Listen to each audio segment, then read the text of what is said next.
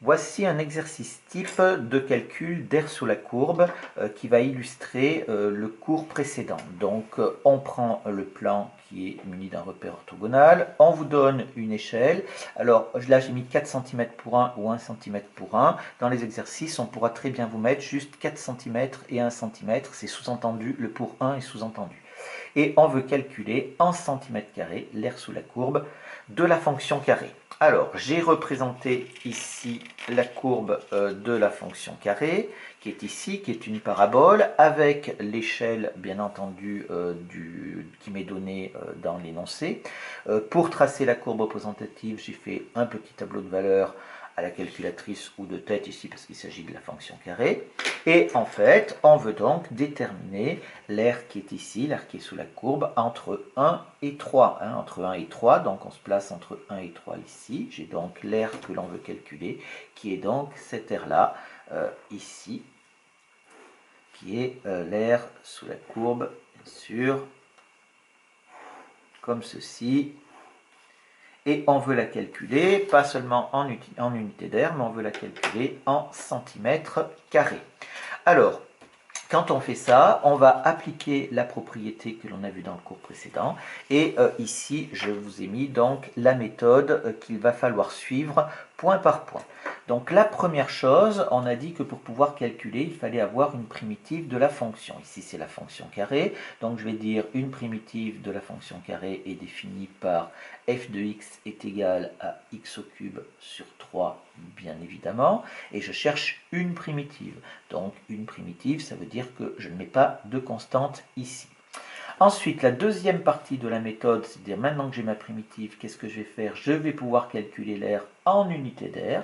Donc ça nous fait ici grand F de 3 moins grand F de 1, puisque ici j'applique la formule.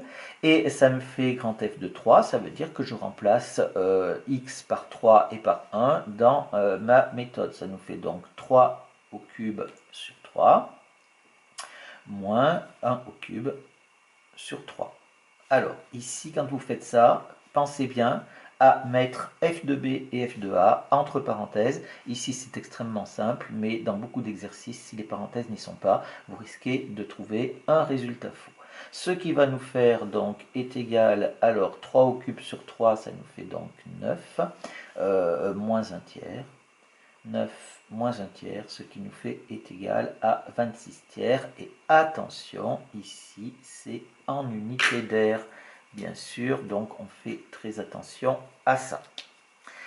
Maintenant, j'ai trouvé mon résultat en unité d'air. Attention, je n'ai pas répondu à la question, puisque la question, on me le demande à centimètres carrés. Si la question était posée, calculée en unité d'air, on aurait fini, l'exercice serait terminé complètement. Maintenant, si je veux en centimètres carrés, il va falloir donc passer la troisième partie de la méthode, c'est-à-dire calculer l'unité d'air. Alors, pour l'unité d'air, je vais la faire sur mon dessin ici. Mon unité d'air, elle est là.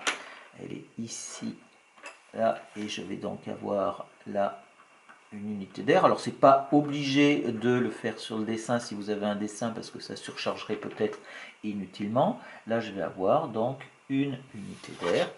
Et je vais dire donc que ici une unité d'air, et bien en fait on me le donne dans l'énoncé, c'est l'échelle qui me donne l'unité d'air. Vous voyez que sur l'abscisse j'ai 4 cm pour 1, sur les ordonnées j'ai 1 cm pour 1, donc j'ai bien évidemment ici les dimensions de mon rectangle qui va me donner l'unité d'air. Donc unité d'air est égale à 4 fois 1, c'est-à-dire à 4 cm carrés. Et bien maintenant, il ne nous reste plus qu'à donner l'air en centimètres carrés. Et pour ça, eh bien, je l'ai en unité d'air. Je sais à quoi correspond une unité d'air.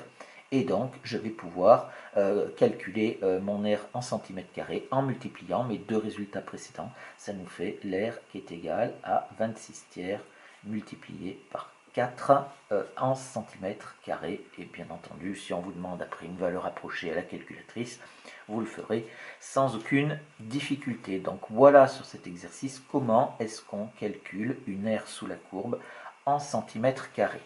Alors, on va faire un certain nombre de remarques qui vont permettre d'aller un tout petit peu plus loin et de préciser un petit peu les choses.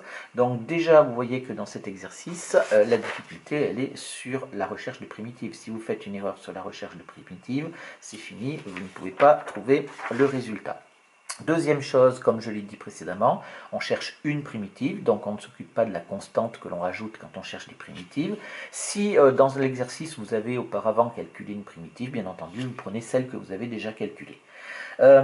Ensuite, quelque chose qui va anticiper un petit peu sur un autre chapitre. Si vous l'avez déjà vu, c'est très bien, vous êtes au courant. Donc, autrement, vous le verrez par la suite. Donc, quand on calcule f de b moins f de a, c'est-à-dire quand on calcule notre r, eh bien, on dit qu'on a calculé l'intégrale de la fonction.